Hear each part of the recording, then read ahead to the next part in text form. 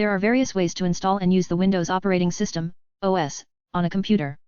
The method you pick depends on your needs, skills, and available resources. Here are some common ways. Fresh installation using bootable media. Install Windows from a USB drive or DVD with the installation files.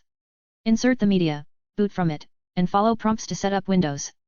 Upgrade an existing Windows. Update from an older Windows version to a newer one. Your files and settings stay while the OS gets updated. Virtual Machine, VM, installation. Run Windows inside your current OS using tools like VMware or VirtualBox. Useful for testing and using multiple OSes together. Dual boot setup. Install multiple OSes on one computer. Choose which to use during startup. Create separate sections for each OS. Network installation. Install Windows remotely over a network. Efficient for deploying to many computers at once. Windows to go. Make a portable Windows on a USB drive. Use it on different PCs for consistent access. Reset or refresh your PC. In Windows 8 and later, reinstall Windows while keeping files and settings intact. Useful for fixing problems. Recovery environment installation.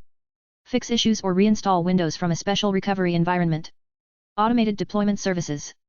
For businesses, tools like MDT and SCCM automate Windows setup across many computers. Remember, OS setup needs technical knowledge.